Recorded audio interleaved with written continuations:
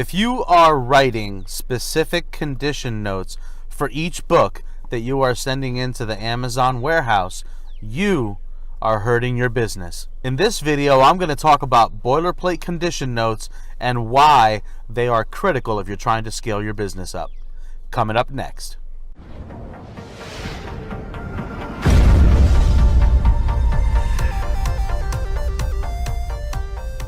Hey everybody, it's Manny from Manny's Book Bag. I'm back with another video. Today, I want to talk about condition notes. Condition notes have been coming up in the Facebook groups forever. And typically it has to do with one FBA seller questioning why another FBA seller would address their condition notes the way they do. Condition notes are basically handled two different ways.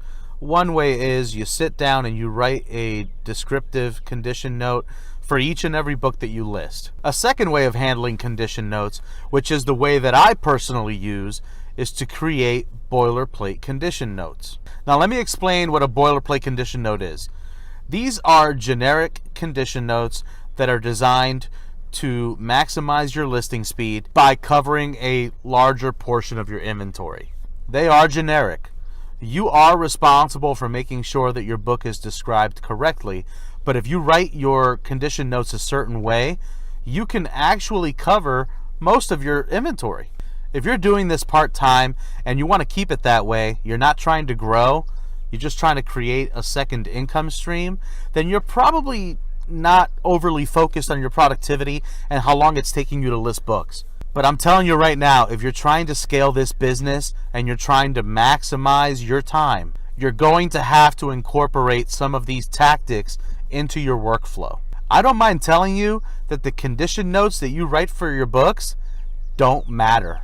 I mean it, they don't matter. If you're sitting there and you're trying to be descriptive with each and every book that you list, you are wasting your time. A large number of buyers are purchasing their books from their cell phones, and a large portion of buyers are Prime members. They're not taking the time to read your condition notes. Some might be, but they're not in the majority anymore. The fact is, most buyers are just going to click through and make the purchase. If they want to look at it, they may compare the condition that you set and the price. I think the argument can be made that the biggest determiner in selling your book is price.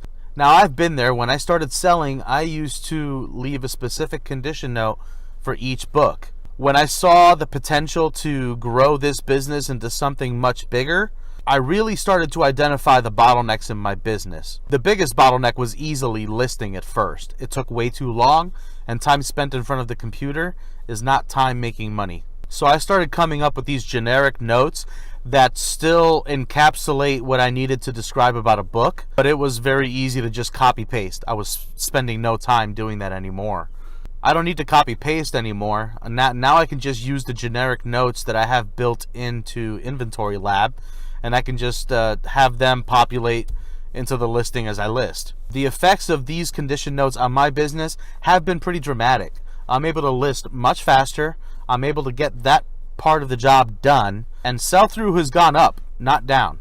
The condition notes are written a certain way for me, where if there is something in particular that I do have to include about the book, then it's very easy for me to just put in the proper condition note and add one small sentence.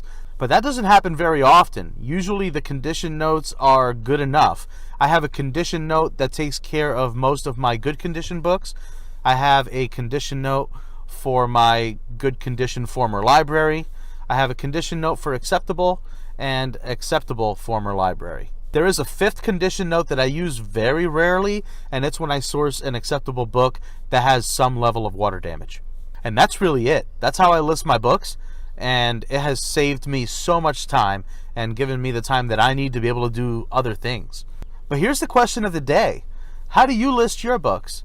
Talk to me about your workflow. Put in the comments below.